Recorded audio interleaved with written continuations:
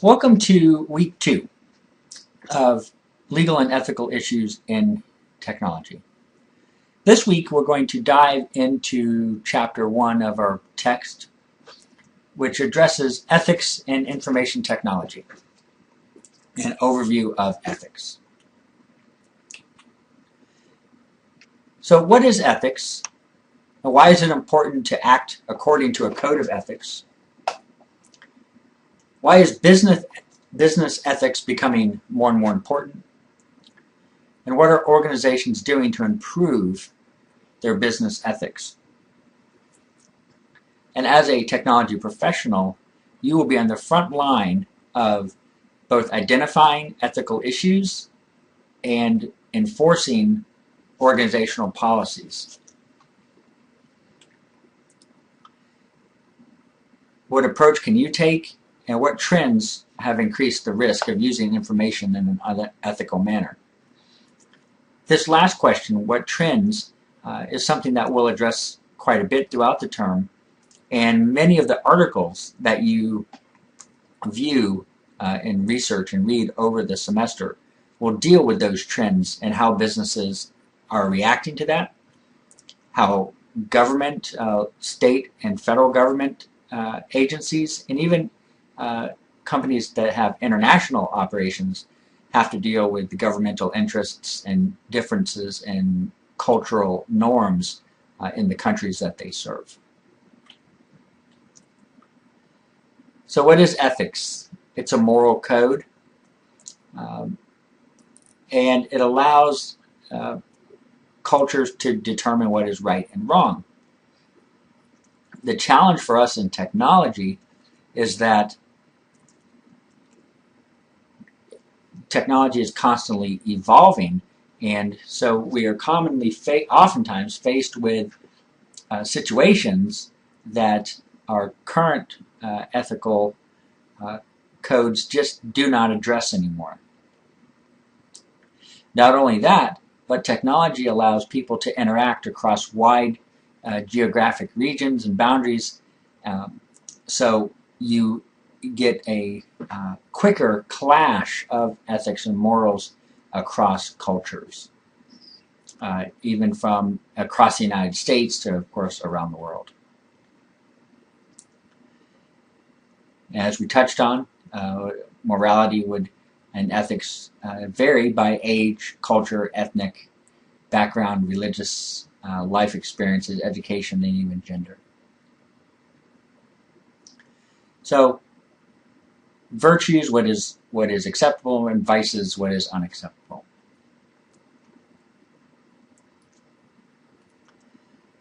So integrity, personal code of principles, apply the same moral standards in all situations. Lack of integrity emerges if you apply moral standards differently according to the situation or the people. And oftentimes it's not just a matter of right and wrong, but understanding what the issues are and trying to work through conflicting sets of information. So this here defines morals, ethics, and the law, which are sometimes conflicting, sometimes not conflicting, but sometimes what is right and what is legal may or may not be the same thing, which creates other conflicts. So, a business, of course, is not a person, but it is made up of people. And so the business ethics really are the collection of ethics and moral behavior of all the individual employees.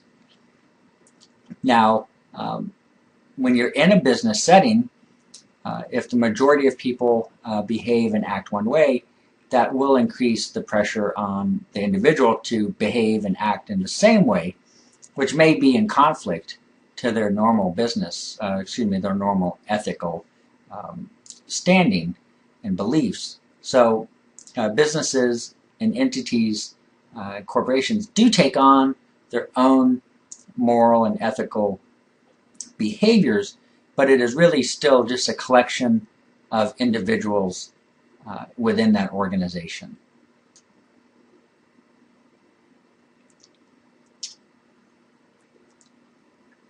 And lots of different examples, many of this which you will see and read about in the articles that you find online when you're looking for ethical and legal issues. So why is it right and important to have good business ethics? You gain standing in the community. You have consistent behavior, good business practices, legal action, but most importantly, a significant ethical or legal lapse can cause the business to collapse or go out of business. So it's also in your best interest for the organization to behave in an ethical manner. So this is more detail about gaining goodwill. You can read through that. Of course, it's in your chapter as well.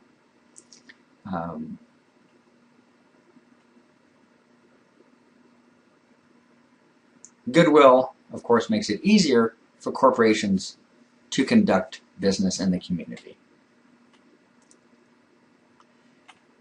If everyone's operating under the common moral and ethical code, similar situations should result in similar behavior by employees.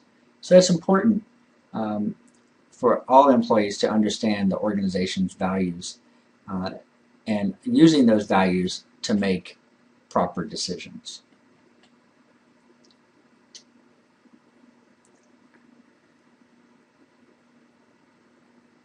And making decisions based on facts, principles, and the organization's system of beliefs and values. Of course, providing excellent service retains customers.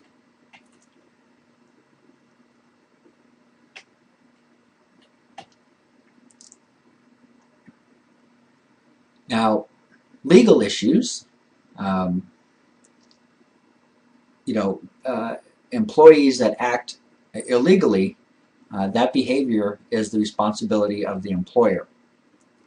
So even if it's a large organization, it can be brought down and found guilty of crimes that are committed by their employees. Now, of course, bad publicity is bad for business. And if your company is found guilty of illegal behavior, that can also negatively impact your ability to pursue certain types of business, such as working in with governments and that sort of thing. So you want to build an environment where ethics are embraced and ethical situations can be discussed. You want to reward good ethical behavior and not reward success that is obtained through questionable means. Some organizations go as far as appointing a corporate ethics officer. And it's really up to the board of directors or the executive group to set those ethical standards. Business values must be set and discussed by the highest ranking officers in the corporation. Otherwise, you just will not get company-wide support for that if people do not see that it is supported at the highest levels.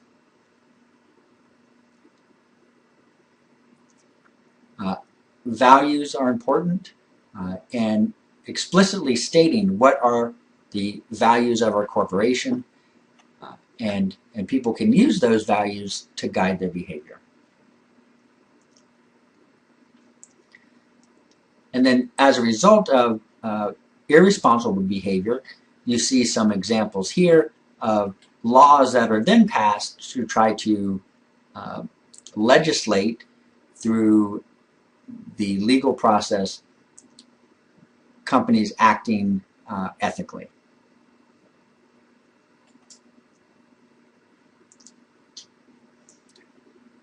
Like I said, employee participation and fully endorsed, supported, and enacted by the organization's leaderships.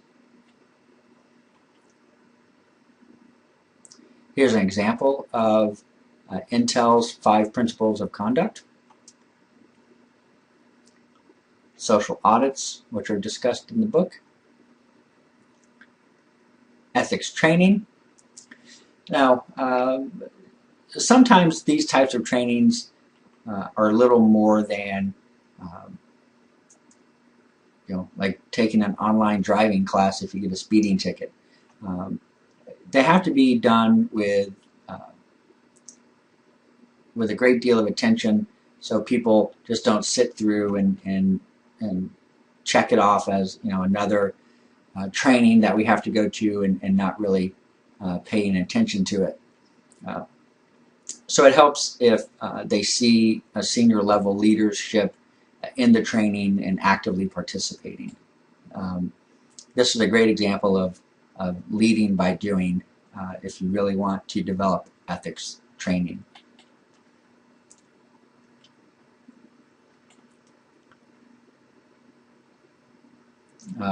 Many organizations are now including ethics and ethics-related behavior as part of their employee performance appraisal.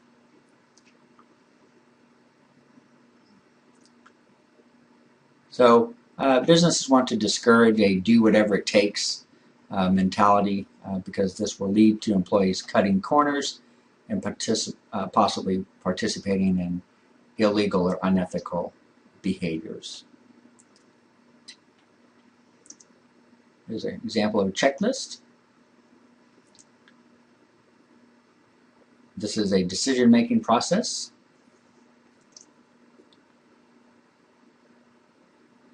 And this is a typical decision tree example applied to an ethical situation.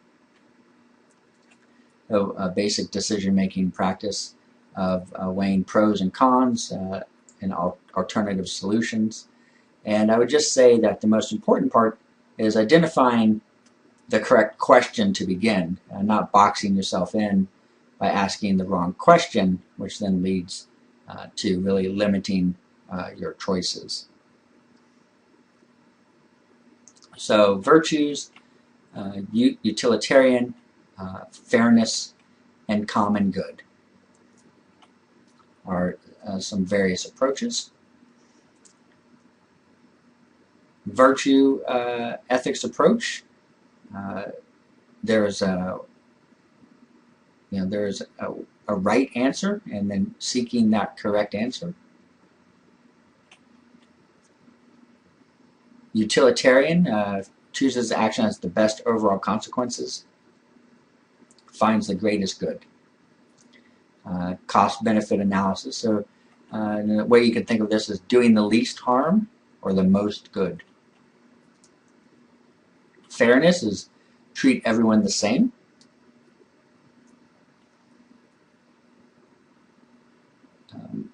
And common good is to try to find something that benefits all people. The problem, or the one downside to this compared to utilitarian, is that it doesn't look at reducing the cost, it just looks at the most benefit.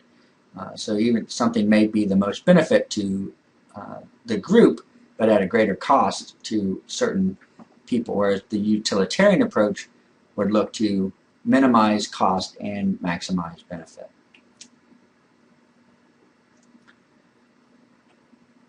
The process here. So ethics in information technology.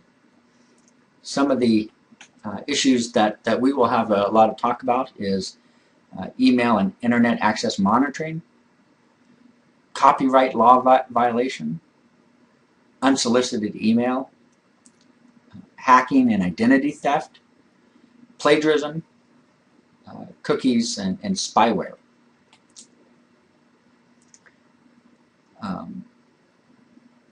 As you can see, as we talked about, technology is often way ahead of the public knowledge about many of these things. So it's very important for technical staff to operate with a great deal of ethics.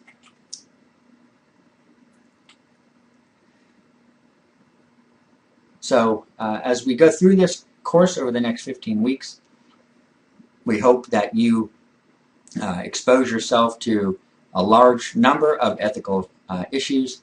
Try to think through them, talk about them with me as an instructor and your fellow classmates to try to make the best decision, understand the issues, and more importantly, learn how to research the issues so when the next new technology thing comes up that we have never heard of yet, you'll be able to understand it, look into it, do the research, know what questions to ask, and make the best decisions. In summary, ethics is important because the risk associated with inappropriate behavior. There are many reasons to encourage employees to act ethically. It's important for management and the senior leadership of the organization to be involved in creating values and demonstrating strong ethics. There are some common approaches. My personal favorite is utilitarian. And that is it. So I hope you enjoyed this quick overview of Chapter 1. If you have any questions, please feel free to call, email, or send me a message through Blackboard. And I look forward to working with you for this semester. Thank you.